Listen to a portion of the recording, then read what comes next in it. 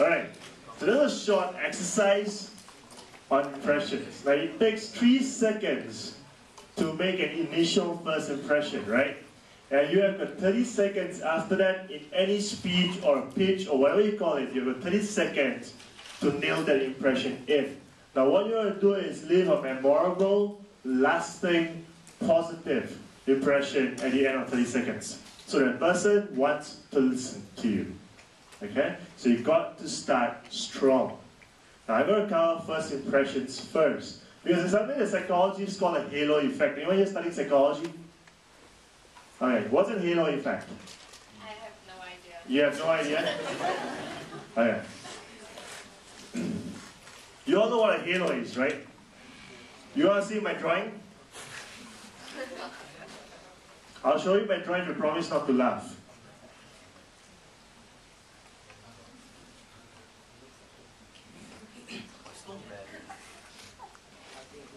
Okay?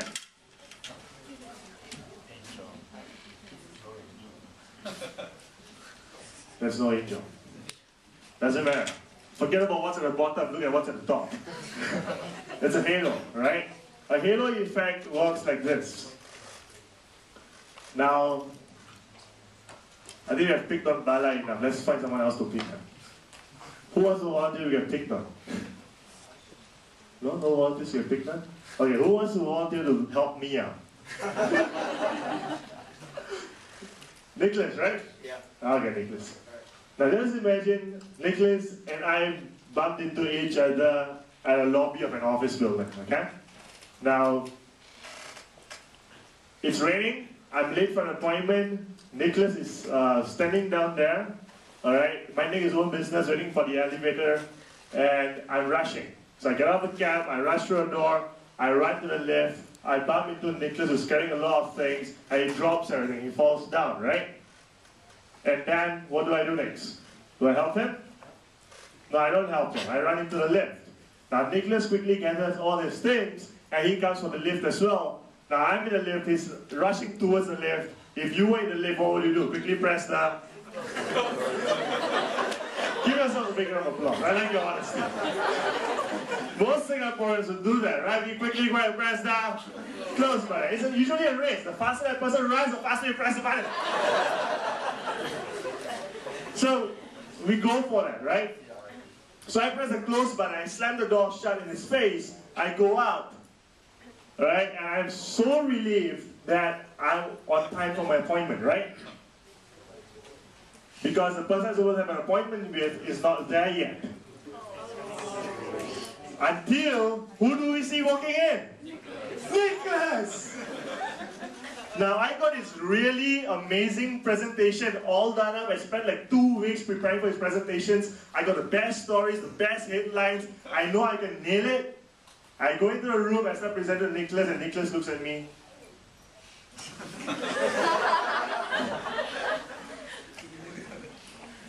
Like 20 minutes, he just looks at you.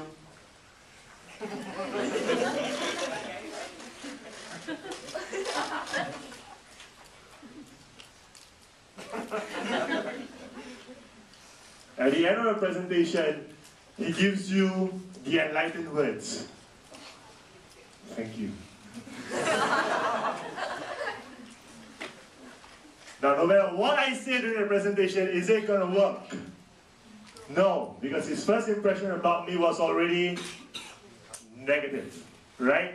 And no matter what I do after that, it just keeps reinforcing itself. Now imagine this. Change scenario. I'm late, I rush into the building, Nicholas standing there. I bump into Nicholas, he drops all his things. Instead of rushing to the lift, I help him pick everything up. I say sorry to him like 1,000,000 times. I hold the lift door open for him. He goes in first, I follow behind. I help him through the door again, and then I find out that he's the one supposed to be presenting to. Different opinion? Yes? Change scenario. Alright? Just to give you a better idea. Imagine if it's not a presentation, it's a seminar, it's a workshop. Alright? Now, Nicholas is the one conducting the workshop, I'm attending the workshop, and that happens. And during break time, okay, so first scenario again. I bump into him, don't help him, close the door on him. Towards the break time, I go take a plate of eclairs. You know every workshop got eclairs, right? Must have menu. So I go take a plate, I stock up on all the eclairs, I bring them to the classroom. What's Nicholas going to say? Glutton, you greedy pig. And he's going to start whispering to 10 other participants, look at him, how selfish, look at him. And the participants are going to say, no, he took it for us, to share. Is he going to believe them? No. First impression was negative, so even now he thinks I'm doing something that's negative. But if his first impression is positive, he will think positively, right? That's the halo effect. In 30 seconds, you got to create a good first impression so that you don't have to put in a lot of effort subsequently to correct the first impression. Okay? So that's why it's very important. Now when you go into a pitch, remember, you want that person to give you what? Money.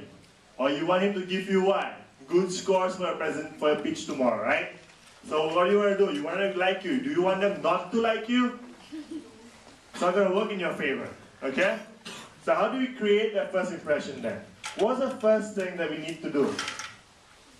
The very first thing. Sorry? Greet your audience. Greet the audience? Greet the person you're presenting to. Even before that, you got to wear this. You don't wear this? Sorry? Smile. Alright, you got to smile. It's the easiest thing to do, but trust me, the smile is probably the best gift that God has given every single one of us. Okay? You don't believe me? I want all of you to put on your best smile. Look at the person to your left.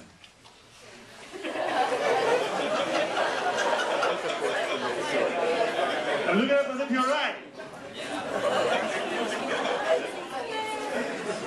You see how wonderful it is? It creates so much of energy, and it just lightens up the environment, okay?